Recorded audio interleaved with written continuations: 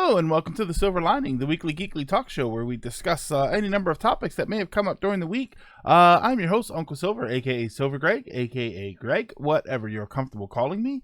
And welcome to my co-host, The Chat. Always a fantastic time to have you discussing things with me.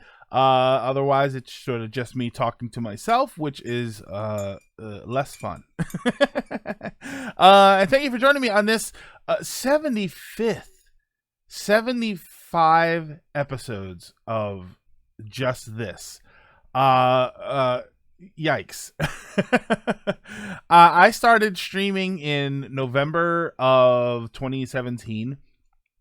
And I was doing game streams, and which I still do, which if you're watching this on YouTube or something, I still do game streams. Oh, I have an itch in my ear.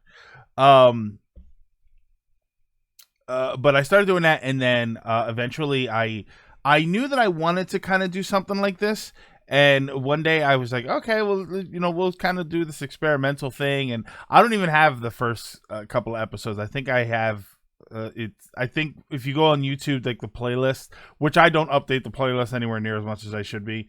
I think the last episode uploaded to the playlist was probably like 50 something, but I think the episodes only go as early as like 4 or 5. You know what I mean? Like, I don't even think I have the first few episodes, which kind of sucks. I felt like I should have archived that better.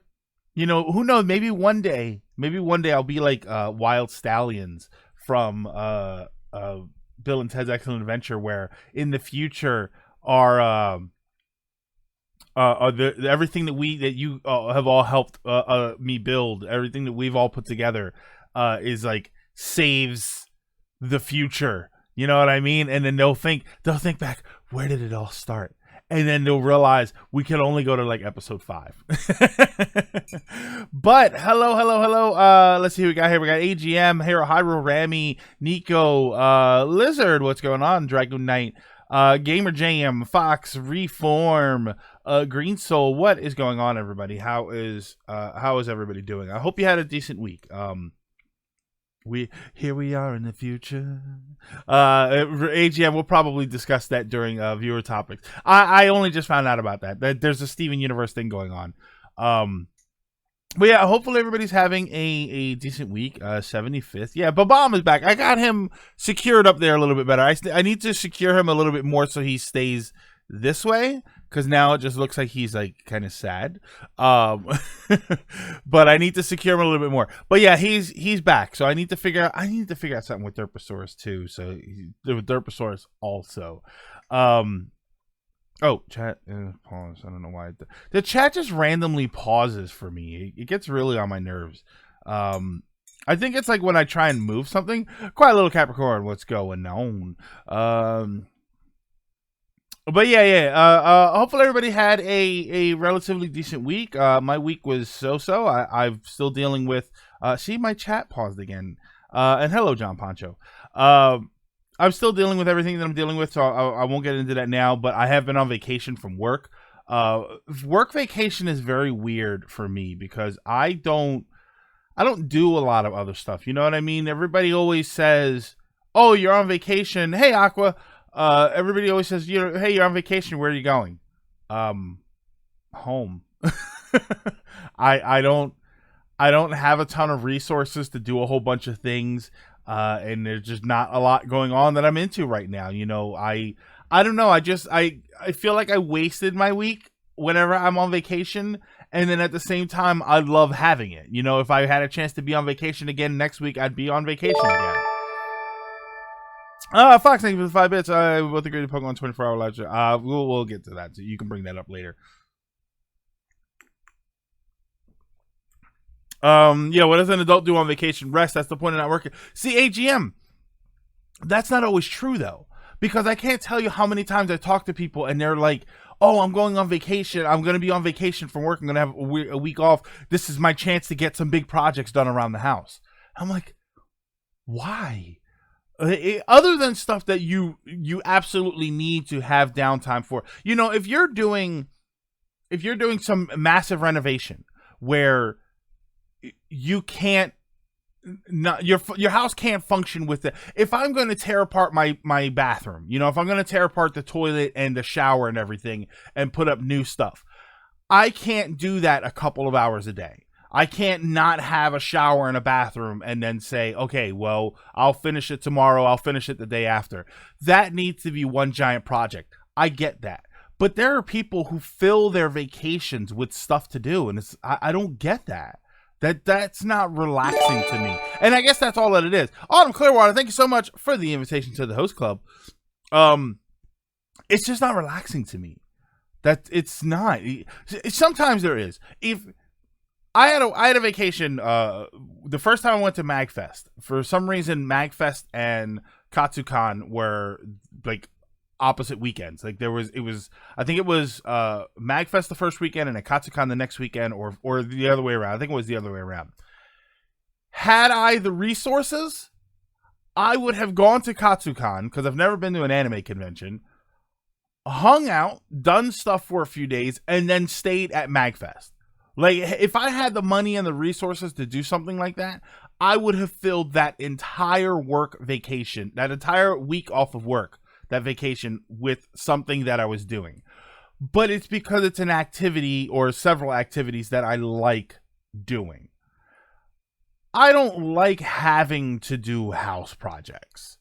I'll do them, but I don't want to have to do them. I don't, I'm not gung ho about taking apart my kitchen.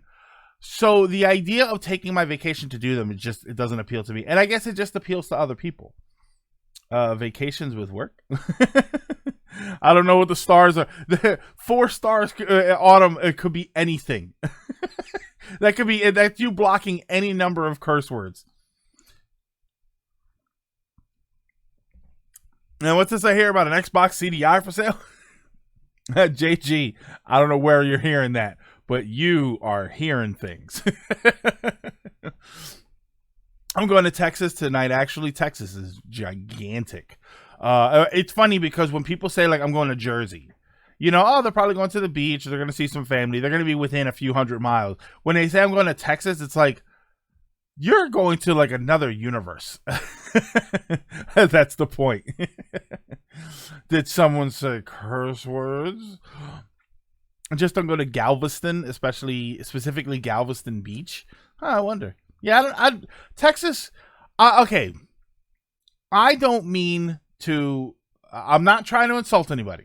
I'm not pointing any fingers. I'm not starting any trouble or anything like that. I have known multiple people that have gone to Texas. I've met people that I know people that currently live in Texas. I know people that move there, and I have never had an interest in Texas. I've never in my life, even I used to watch King of the Hill religiously for a little while.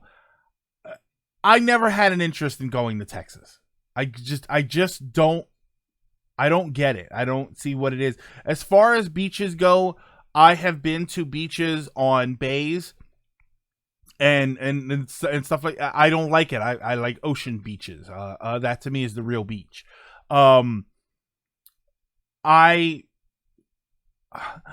don't know how true or not true it is.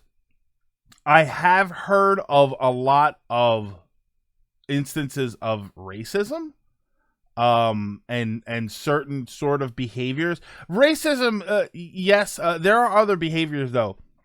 I talked to somebody who said that down there, pets aren't as revered is not the right word, but they told me a story about somebody who had a dog and they had the dog for a few years, and then for whatever reason, someone else that they knew, they had a dog, and I think the dog passed away or something. So they just gave them their dog. And it's like, no, I can't look at Sage and have somebody tell me, oh, my cat passed away, and like, here, you take Sage. Like, absolutely not. My pets are family. And there are a lot of places down there where they're not like that. They're not treated the same way. And that to me is just one of those, like, I don't know if that's a whole Texas thing, but Texas is literally the only place I've ever heard of that. Hold on a second here. Do you have any interest in visiting? I have been to Virginia. I've been to Virginia. I liked Virginia for what little bit I have been there. I did like Virginia. I would like to explore that place a little bit more. Um, and I apologize. Chat's moving at a decent clip today. There's just the South over. Like, no offense, it happens more frequently. That's just the South. Yeah, so quiet, but that's not okay for me. It's just like that is how the world got into the situations that it's in now. Everybody's saying it's just, it's just like that. If it's just like that, then it needs to just stop. Is really the problem. Texans are a mixed bag. The history of Texas is full of controversy. Texas is trail mix. Reform. I like that. Texas is trail mix. Texas is literally a compressed version of the entire. Yeah, which just doesn't sound good. What's the best food in the world? Pizza. Mind if I enable slow mo? Yeah. Let's go with slow mo just for a little bit here. Slow mo doesn't really go too bad. Speaking of Jersey, like Steven Universe through Shaded Jersey, and well, the whole beach city is supposed to be modeled after a Jersey beach city. That's my understanding is that's how it's supposed to be. Texas, for most of my experience, it's everything wrong. For bad. See, yeah, I don't want to say that it's everything wrong with America just because I know there are a lot of decent people that live there, and that's I don't like it's called throwing out the baby with the bathwater. The idea that you get rid of this thing because there's something bad about it, but you're actually also getting rid of a lot of good stuff with it. So I don't like that. I don't like that idea. That's why I'm very specific. Just slow mo. Hold on a second here.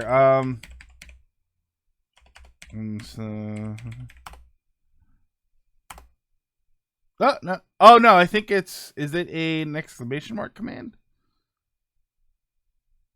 Hold on a second here. Slow mo. Nope, that's not it either. I don't remember. How do you enable slow mode? Slow it down. No. Yeah, Lizard, I would probably say to see, I did that. I did slow mode and that didn't work. It said unrecognized command, unless I spelled slow wrong. Speaking of which, watch a video about the history of Texas. Seems complicated, I can imagine. I mean, yeah, Texas, Texas is I'm sure that there's a lot of fantastic people there. I have met people that live in Texas or enter slow-mo. Okay, and then you have to put the number of seconds. Well, wow, that's a lot. But well, whatever. But yeah, I never really had a strong interest to visit there. Even if I do meet up with Hank Hill and the gang in the alley. Glad you like it. Yeah, for what little bit. I mean, I was a kid. That's the only problem. I was a kid. So, it was, oh man, Virginia Beach. It was Virginia Beach, and I was a kid. I remember, this was one of the reasons I remember it very specifically. I was, God, I don't even remember, 10, 11 years old. And I grew up in North Philly. North Philly is not a very, not a very welcoming, safe sort of neighborhood. It's an urban area, basically, is really the most polite way to say it, is that it's an urban area. I wouldn't be allowed, at 10 years old, I would never be allowed to walk a half mile away to go to the store at 10 o'clock at night. It was never going to happen. We went to Virginia Beach, and we were in the hotel room, and I went at McDonald's. So I remember thinking, there's stores outside. We're on Virginia Beach. There's stuff around. And then somebody said that there's a McDonald's X distance away. I think it was like a half mile, maybe a little bit more. It was 10 o'clock at night. And my mom said I could go to McDonald's by myself. It was crowded. The streets were crowded. The McDonald's was crowded, but I was a kid, so I never felt unsafe. But I was a kid, so I was a fool. But yeah, I always remember that as a sort of, wow, is that what is? I think that was the first time I thought is this what it's like to live in a place where I'm not fearful for my safety when I leave the house at night? That was the first time I ever really, really thought that. Because growing up, even, yes, I was a kid, and yes, I was not aware of the dangers of the world. But even in my neighborhood, I knew if I'm outside late at night, bad things happen. Apparently we don't have the option to we've slow moded before. We have, yeah, I've done slow. Hold on, maybe I can. Oh, do I have to do it myself? Hold on, I have to do it. What? Oh, and this is the. All right, so let's do that. Slow mode. There we go. Okay, there we go. I got it. You gotta right by your chat window, you have to click the little wheel. I don't know if that's going to give you the option to do that or not. Simon Fox, thank you for 5 bits. Certain parts of Texas are terrible with racist people. Houston isn't one of those places. Houston's kind of like New York of Texas. The fact that King of the Hill, Arlington, Texas is based off of Arlington, Texas, which isn't that far from Houston. Greg Cast is slow mode.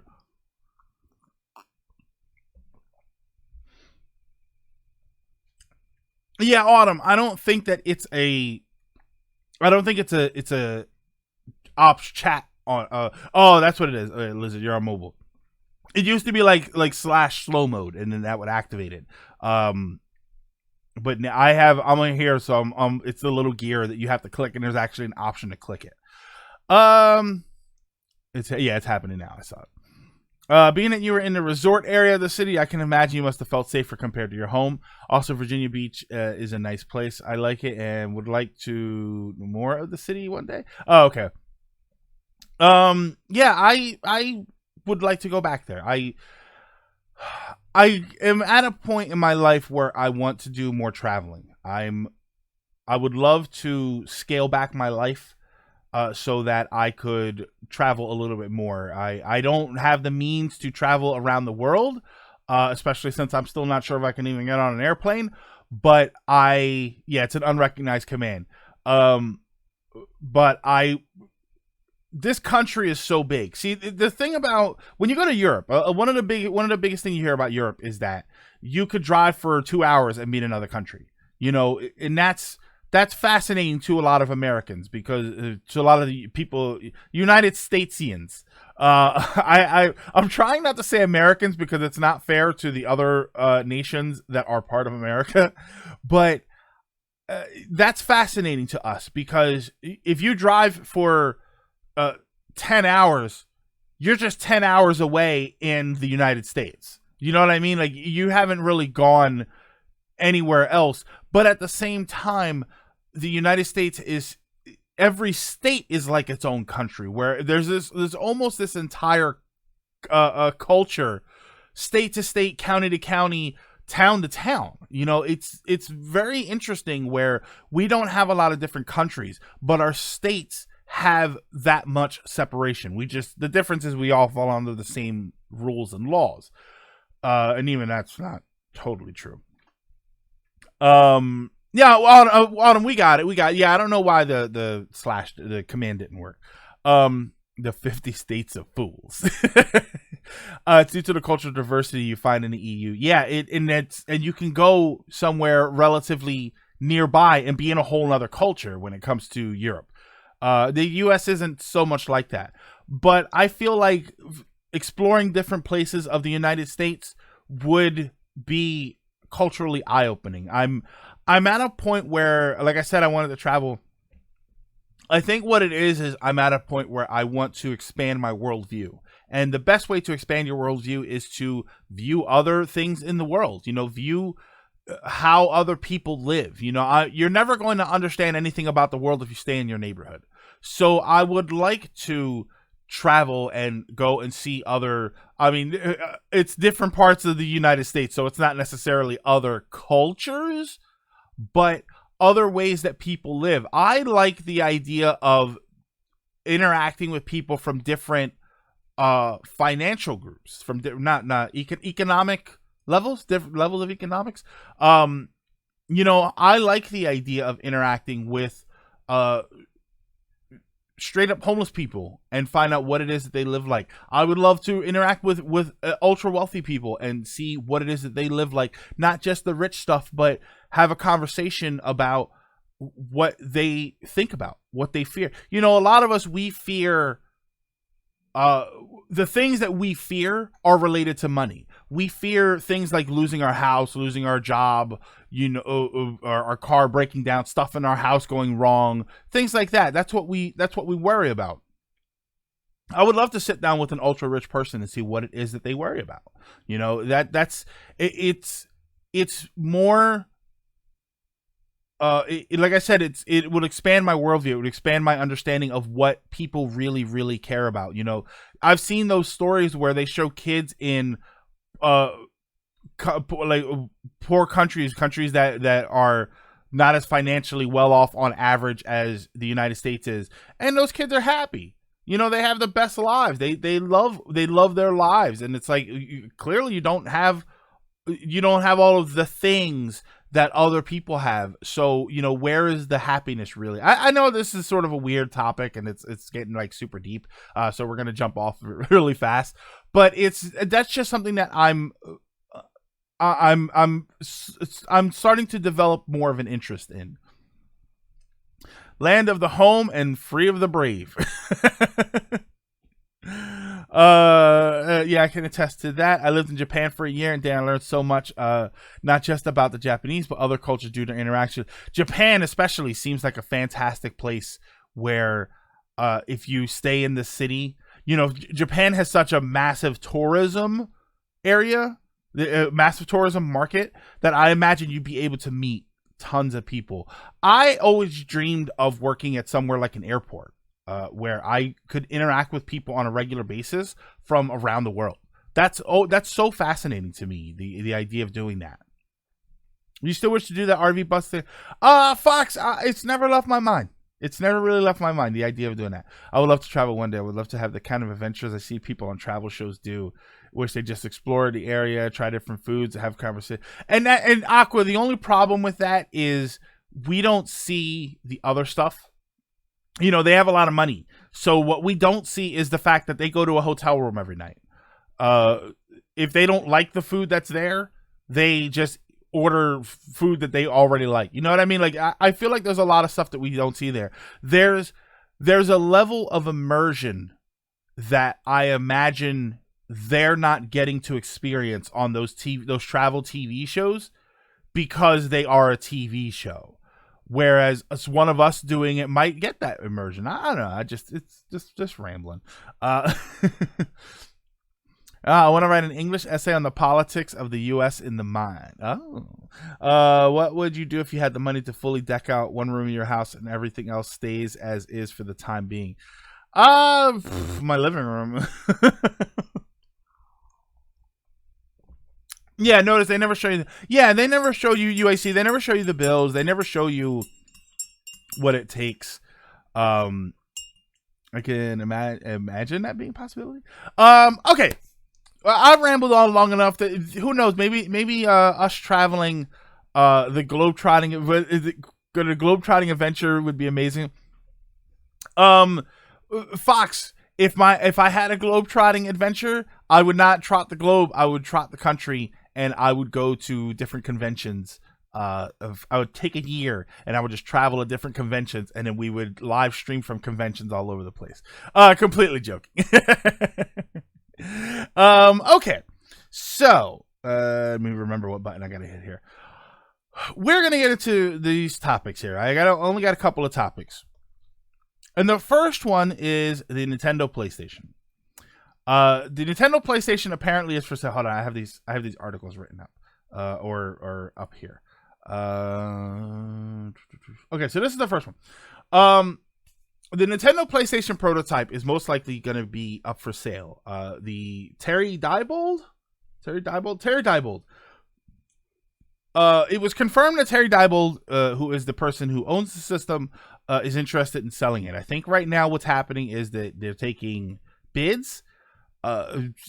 Taking private bids, depending on whether or not the private bids meet their. I'm reading this off of Lad Bible, but there were other places that posted articles about this stuff.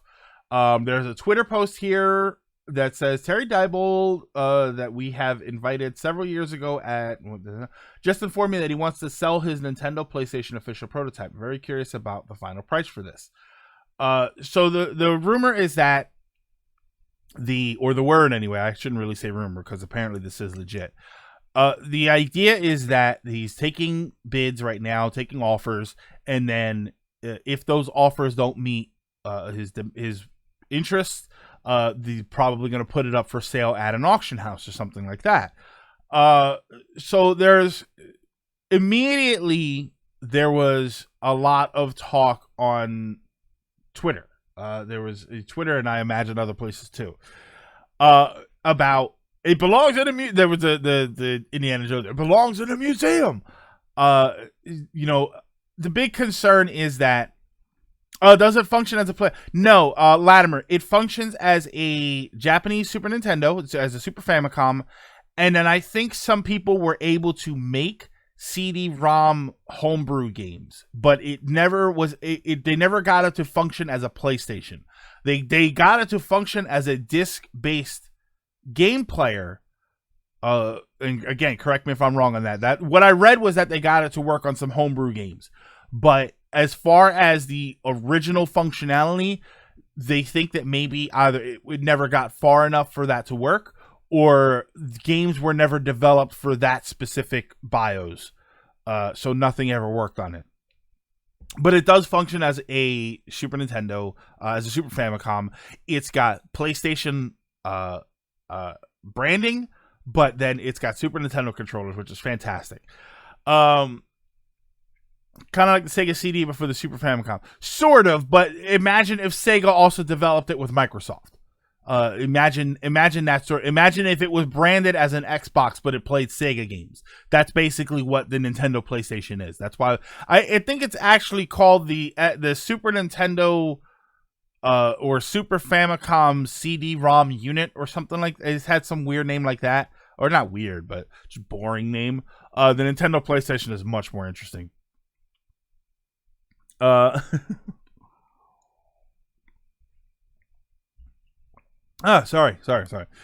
All right, so the biggest fear, I have no idea, Autumn. The biggest fear is that, and then the history of this was, they were going to work together to develop a system. They ended up going their separate ways, and Sony decided to take what they had and enter the video game market, and here we are. The biggest fear is that a private seller is going to buy this, or a private buyer is going to buy this. They're going to add it to their collection, and it's going to disappear. We're never going to see it again. We're never going to hear it again. We're going to see pictures of it, which, for the vast, hey, Jeffersonia, welcome. And Shadow, how you doing? Yeah,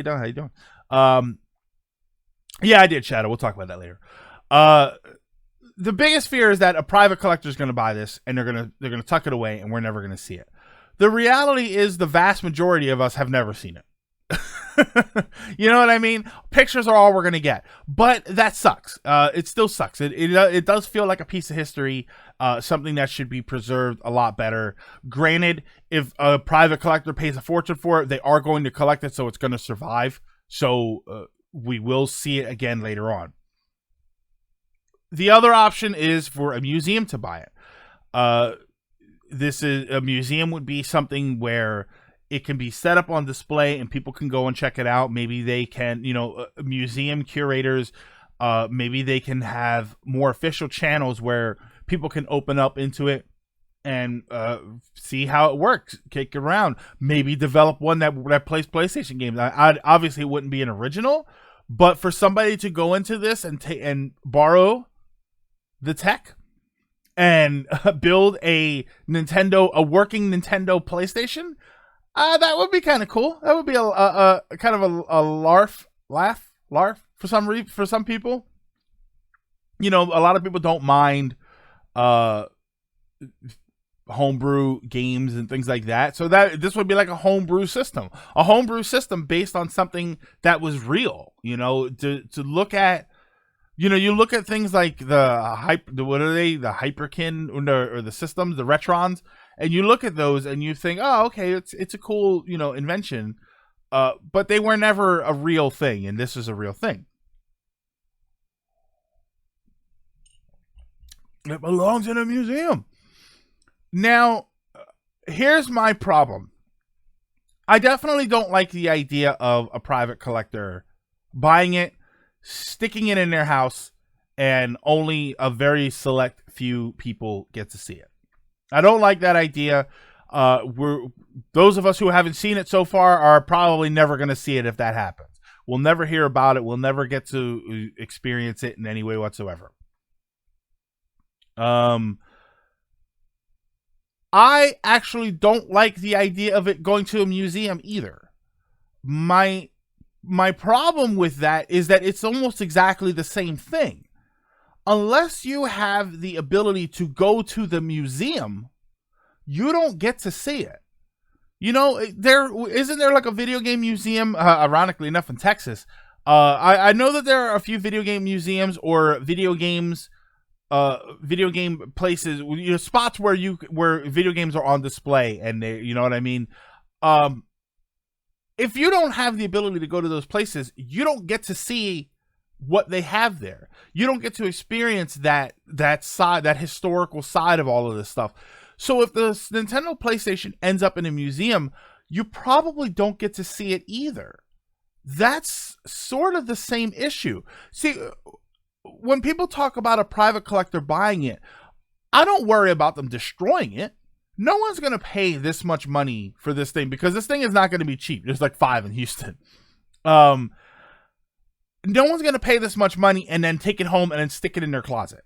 They're going to take care of it. They're going to buy, if I had it, it would be in an acrylic case that was ventilated, and, so that you could see it, and, I'd have hookups so that you could play it. Like, I would put it on display. It would definitely be a display piece, and I would definitely take care of it. A museum and a private collector are going to do the same thing. No, like I said, no one's going to repeat myself. No one's going to pay whatever this is going to cost and then stick it in their closet. They're not going to break it. They're not going to put sodas on top of it or anything like that. It's just not going to happen. It's going to be taken care of. We're just not going to see it. So what I want for that to happen, I want it to go into the hands of a content creator, of a famous content creator. I would like to see this in the hands of someone like James Rolfe. Some call me Johnny. Someone who, the completionist.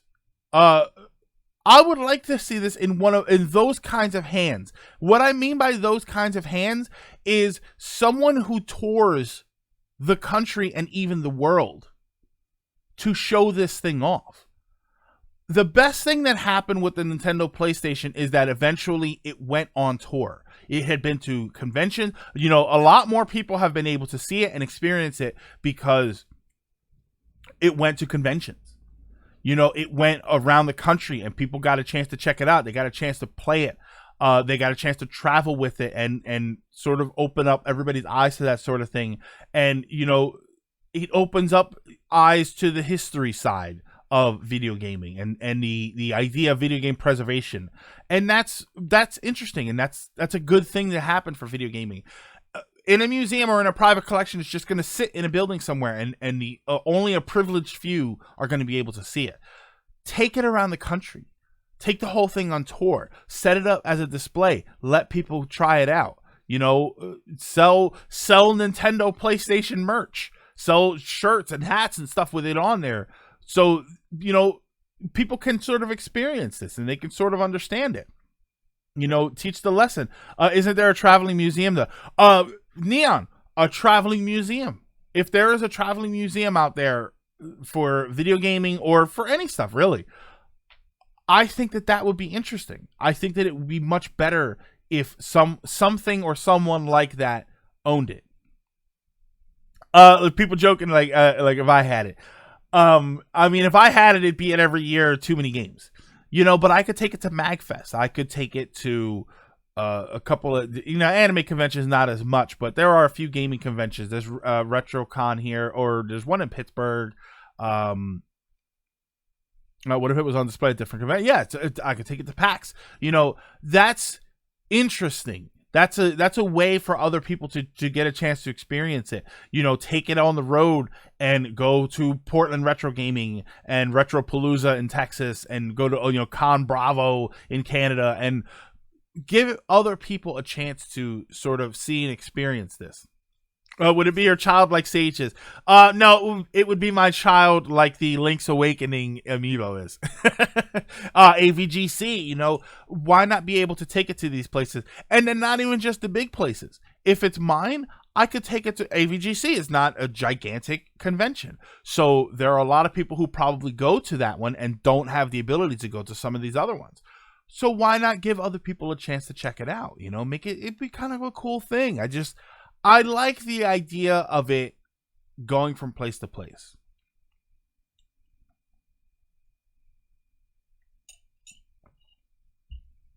And since it's there and it works well, I don't think you could mass produce it, because technically that technology, it probably can be argued that technology still belongs to one or both of those companies. I'd be interested in that. Plus, I'm not sure if you're allowed to mass produce. Well, I guess you can mass produce a system that plays Super Nintendo games. I mean, obviously they do sell systems that play Super Nintendo games. Because the name, yeah. See, that's the Lizard, exactly. I don't know. I mean, you could probably do something like it. Excuse me. I'm sure that people who are into gaming preservation would love to go to different cons with the console. Absolutely. Oh my God, Hero. Could you imagine taking the Nintendo PlayStation to Japan and giving them a chance to, because I don't know if the system's ever been to Japan or not, but give them a chance to actually experience this thing from the other side of the world, where probably never thought they were going to see it ever. You know, that's so interesting to me. Once the Big Zam is mass produced,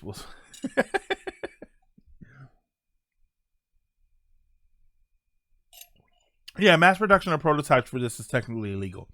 I don't think it's technically. I think it's just straight up illegal.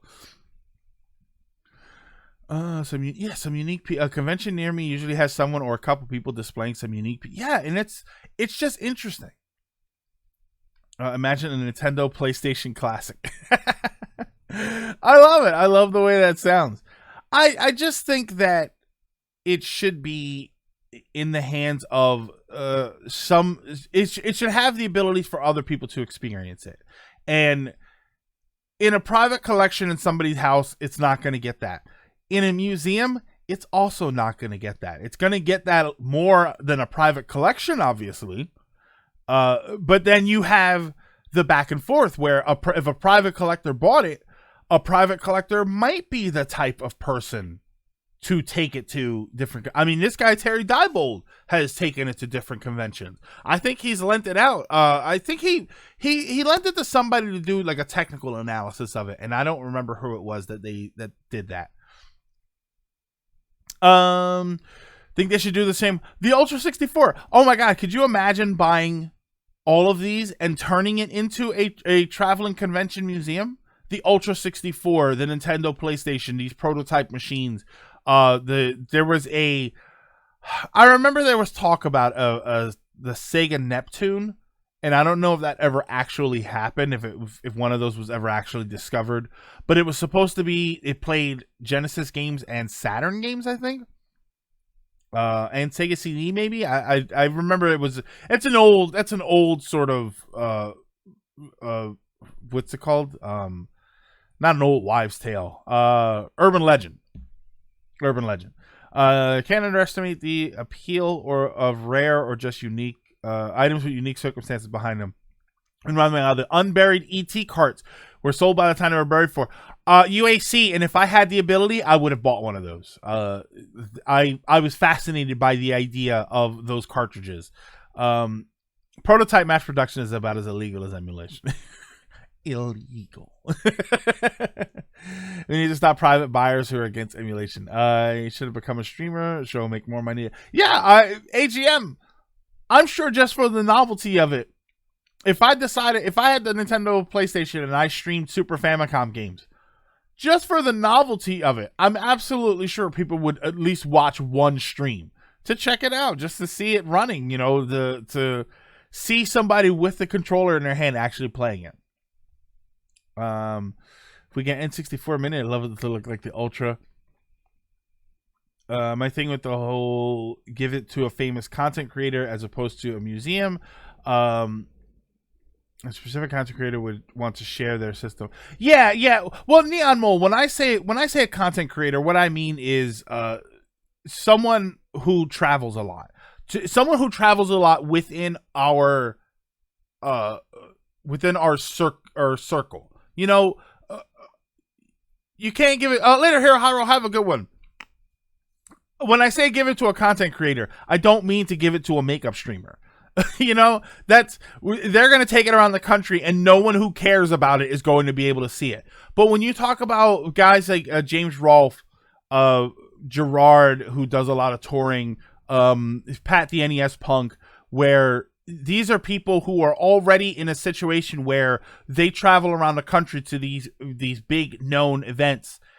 So if they were able to take the system with them, Metal Jesus, don't give it to Metal Jesus. If they were able to take the system with them, that would be interesting. That would be a fantastic way for people to experience it. Latimer, why not Metal Jesus? Legit Neptune prototypes are actually relative. Oh, are they really? Yeah, I don't know. Give it to Ninja. That way Mixer would be an actual competitor for Twitch. Nah, nobody. I don't think the people who watch Ninja are hardcore retro gamers. I think most of them are modern gamers, specifically Fortnite. But yeah, I don't think that there's a lot of people going to tune into Ninja more than once to watch him play the Nintendo PlayStation. The best type of content creator. Atari made too many carts and couldn't. Oh yeah, what happened to the ET? Yeah, when the video game crash happened, they had tons of stuff, and that stuff needed to be disposed of. But it's computer chips. So I think that there's I would imagine that there's like special fees for disposing of that kind of stuff. So they basically just buried it in a landfill in wherever it was. Was it Arizona? It'd be amazing, a convention that not only has prototype game consoles but it has unreleased prototypes of the game. Yeah, that would be interesting. Because that's what's gonna happen. He's gonna buy it. He's gonna put it in his closet where it'll never see the light of day again. Metal Jesus, I like Metal Jesus. Metal Jesus is a collector. He doesn't seem to be as much of a gamer, so I do agree with you there. My issue with Metal Jesus in this particular situation is that I don't hear a lot of Metal Jesus touring the country. I know members of the Metal Jesus crew have been over here. I know I met Reggie and I met John Riggs. They're fantastic. But himself, I have. Oh, and I met John Hancock also. They travel now. John Hancock would be an interesting person to have this in their collection, because as far as I know, he does travel around with some stuff. I think he just recently did an event where he brought every NES game or something, like every box NES game or something like that. He seems like the type of person who would want to go from place to place and show this off to people. I like John Hancock. John Hancock seems like he has this massive collection and he likes the idea of sharing it with people. That's the impression that I get from him. I don't know how true that is, but that's sort of the impression that I get from him. Some call me Nintendo PlayStation. In my area, I can find a legit Neptune prototype for around 900 to 2,000. Really? Wow. Yeah, I didn't think that they were that common. I don't think carts can be reburned you're not allowed to just like throw them in an incinerator or something for cartridges. They have to be disposed of properly. I didn't know Jesus had a metal counterpart. AVGN would probably be. Yeah, I feel like AVGN would probably be one of the best people to have this system. I feel like he's got the right fan base for it, where he is very, very well known as a retro collector, as a retro gamer. He obviously has the range. He goes around the country, maybe even around the world. And, I think he would be a fantastic person, assuming, of course, that he wanted to do this. I think he would be one of the best candidates to have this in his collection and take it to other places. John Tron, I don't know. Good King Linky, what's going on?